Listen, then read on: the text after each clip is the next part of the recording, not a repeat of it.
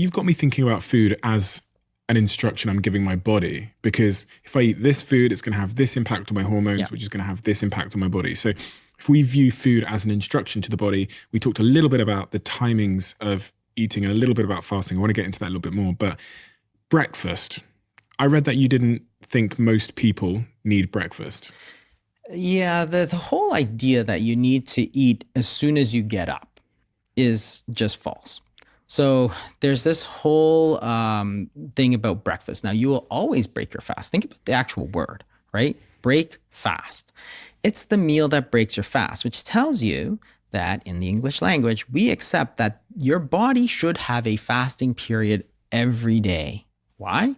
There's a period of time that you're supposed to feed, you eat, insulin goes up, you store calories. Then there's supposed to be a period of time that you fast. That's after dinner until the next day's meal, which is breakfast, right? So you say you stop eating at 6 p.m., you eat at 8 a.m. That's a 14-hour period where your body is not eating, it's fasting, and therefore it's going to use calories, right? But the word breakfast tells us that that's actually a normal pattern, this normal cyclical pattern. You feed, then you fast, right? If you eat all the time, your body's just going to store energy and never have a period to burn energy. So, okay, well, what's going to happen? You're going to gain weight. I read as well that breakfast eaters averaged 539 extra calories per day compared to those that skipped breakfast.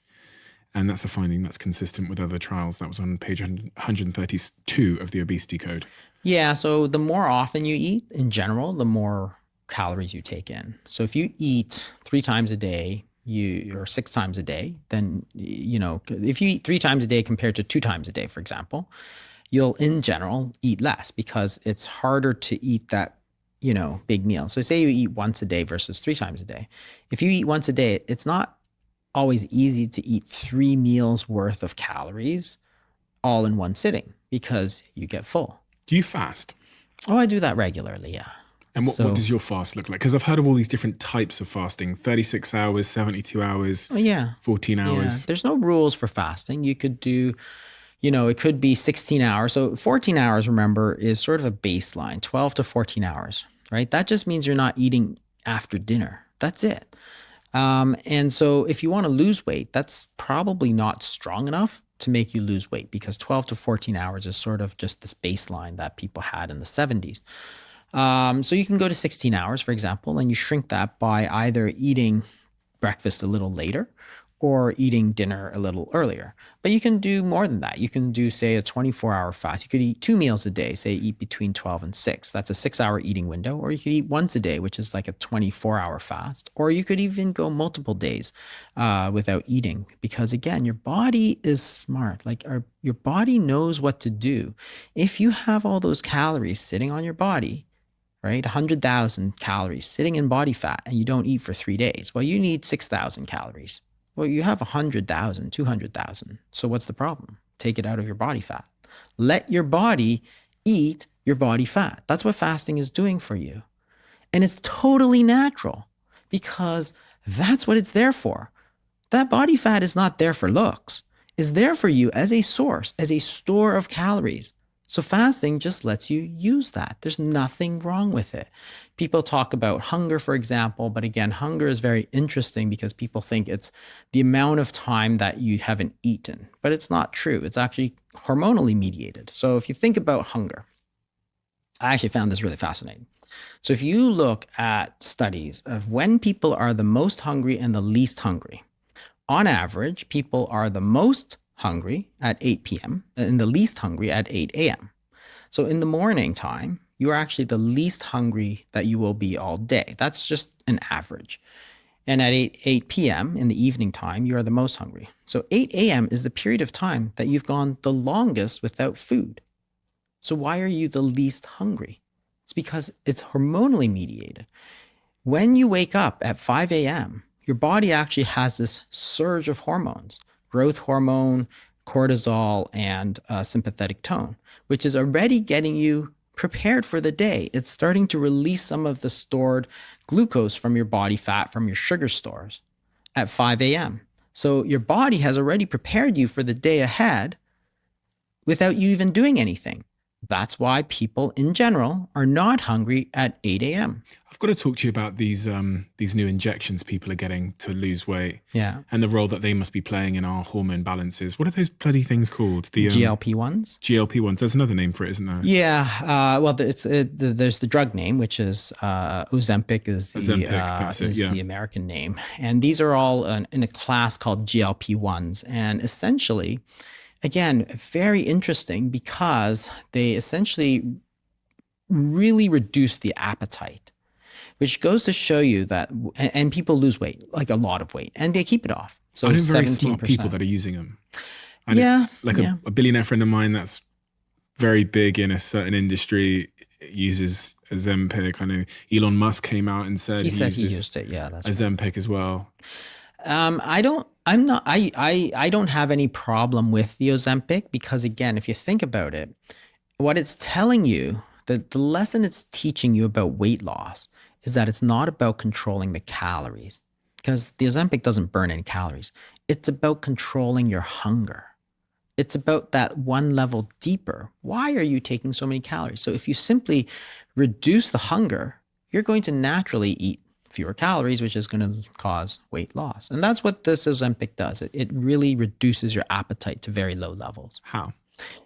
It's this hormone called GLP-1, which is a natural sort of hormone. It's released mostly in the intestines, in the distal intestine and the small intestine. And in response to certain foods, it goes up, right? So when you eat, the body has a homeostatic mechanism. So again, remember, people think that we're just eating machines. We eat until, we explode, sort of thing. But that's not true. When you eat, you actually activate the GLP-1 along with other hormones. There's multiple hormonal systems. The GLP-1 is the one we're interested in. You activate GLP-1, which then sets into motion the instructions for you to stop eating, right? So the act of eating sort of sets in motion that whole feedback loop to stop, right? So this is homeostasis, which is trying to keep things at a proper level. Does that mean if you eat slower, you'll eat less? There's probably not more time to come out. Yeah, probably it's true. Although it's probably mostly true that if you eat really, really fast, that you don't have enough time for this sort of homeostatic mechanisms to kick in. So you don't have enough time to stop eating. But the GLP-1s then go to the brain. So they do certain things. They help with digestion. So they increase insulin response. And then they go to the brain. It crosses the blood-brain barrier. So the GLP-1s gets released by the act of eating, goes into the brain, crosses and is active in the sort of midbrain area that tells your body to stop eating. What these GLP-1s do, of course, is that it gives you the hormone that tells you to stop eating, even though you haven't eaten. It's sort of, that's the way the drug works. So then what people tell you is that, they're just not hungry. And if they're not hungry, then they don't eat. And when they don't eat, of course, insulin falls and you start to burn calories and lose weight. But it wasn't about controlling the calories. It was about controlling the hunger. That was the important part of it. It's the hormones, right? Every successful drug to gain or lose weight, right, is a hormone. It's a hormone base because that's instructions to the body. Food is energy and food is instructions. You change the instructions and you change the hormone. This whole history of fiber thing has been so interesting to me because in the last 6 months, so many of the nutritionists I've spoken to have really impressed upon me that we are fiber deficient. And I'm wondering how that happened. Well, I think it was part of the processing thing. So taking out fiber is a great way to make foods more appealing, if you will. So what happens is that if you take flour, for example, and you have a lot of fiber in it, then the digestion is slowed. So what you get is a slower rise. So you take flour and you put a lot of fiber in it. Well, instead of having this huge spike in insulin, what you're going to get is a much slower spike in insulin. When you have the huge spike in insulin, it basically overloads your system and it makes you feel, gives you this big hit. Sort of like if you have like cocaine, for example, it's turned into a very fine powder, then you snort it, so you get this massive sort of spike. Same thing with carbohydrates. If you don't have any fiber, you pull all the fiber out by processing, you get this massive sort of unnatural spike, and your body says, oh, that's great. It tastes great. I really love it. And you get people who are sort of addicted to it because that big spike is then going to release dopamine. And dopamine is a pleasure hormone. So you eat, cookies or whatever, highly processed foods, you get this sort of pleasurable response. And that makes you crave it. If you have a lot of fiber, it acts almost sort of like an antidote to that carbohydrate because you're slowing down that release. What foods are high in fiber? Well, mostly unprocessed foods. So the things like beans, and if you're eating whole grains, for example, compared to others, then it's going to have a reduction in the speed of absorption. So it's, again, not about the calories necessarily, or even necessarily about the carbohydrates, because you're still eating the same amount of carbohydrate, but you're slowing down the speed at which is absorbed, which is going to change the instructions that you give your body. If you have a massive spike in glucose, you get this massive dopamine surge, right? And your body's like, yo, love it. Right? Then the next time you're like, okay, give me that refined carbohydrate. What about protein? Because we tend to think of protein as something that, is super great for weight loss. Yeah, protein is probably it's not bad. I mean, the main thing is cutting down the carbohydrates. But, in the obesity code, I really talk about cutting the processing down because proteins usually don't come as pure protein, right? In nature, you never find how you have whey powder protein or whatever you get. The only way you can do that is by processing the heck out of food to get some kind of pure protein. It doesn't exist in nature. It almost doesn't exist in nature. Maybe there's a few examples. But when you eat meat, you think, okay, there's a lot of protein, but that's actually a lot of fat in there too, right? If you eat anything else that has protein, it's rarely all protein. Very lean meats like chicken breast and stuff are going to be higher in protein, but there's still a lot of other stuff in there. And it's very rare that somebody will eat just all pure 100% protein. It tends to be hard to eat. The fat brings a lot of flavor and so on. So it's a bit of an unnatural way to eat.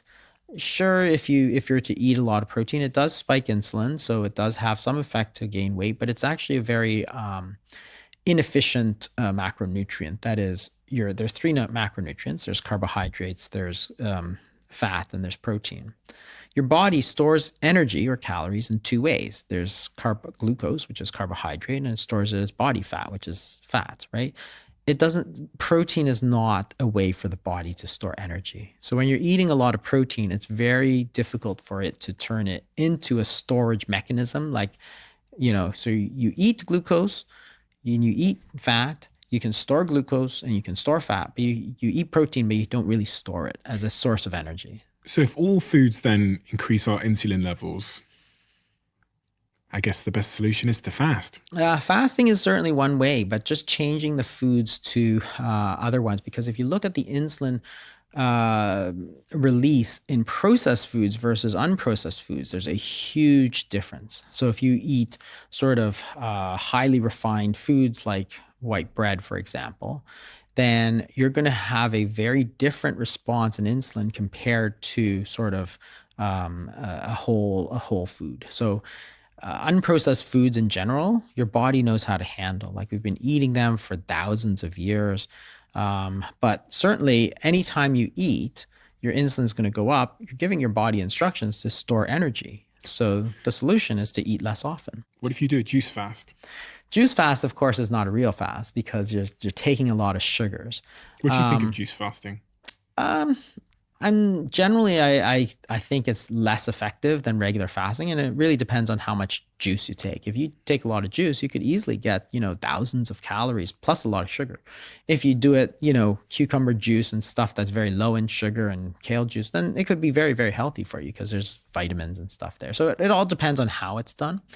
However, the fasting is a way for you to sort of clean out the body. So you can clean out the glucose. If you have excess body fat, you're going to use it, right? So again, way to clean it out. And then there's this whole process called autophagy, which is just fascinating. And autophagy is this, so it's been very topical because in 2016, one of the key researchers was given the Nobel Prize in Medicine. So it's a very important process that's been relatively recently discovered. And what they discovered is that when you don't eat protein particularly, but when you fast, your body activates this thing called autophagy, and it breaks down some of the subcellular organs, which sounds really bad.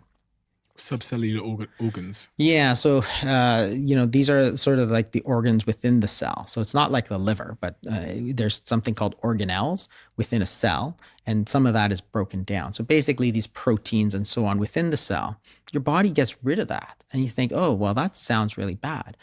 But it's not. It turns out that it's very, very good for you because it's an opportunity for your body to get rid of all this old protein, old junky protein. And at the same time, remember that you're fasting, your growth hormone levels are shooting up through the roof. So like a 2-3 day fast, your growth hormone levels might go up 5 times. So you're getting rid of all the old stuff. And then when you eat again, you actually got growth hormone to produce new proteins.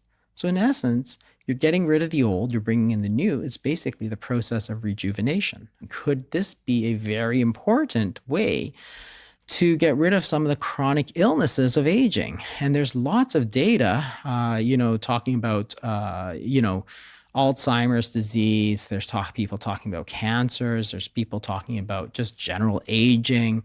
Dr. Chris Palmer talking about mental disorders. We're all talking about insulin and overeating and diet as a really important component of not just diabetes and weight, but all of these diseases, mental illnesses, chronic illnesses like Alzheimer's disease, neurologic illnesses. And there's all this data that suggests that autophagy and fasting as a way to activate autophagy could be actually extremely beneficial for you, which is fine when we used to do it. And what's so interesting is that people seem to have already known about it. Like, you see it in almost every major religion. There's periods of fasting, right? And it's like, why did they do that? Because it was good for them. Through trial and error or whatever, they realized that, hey, periodically abstaining from food makes us stronger.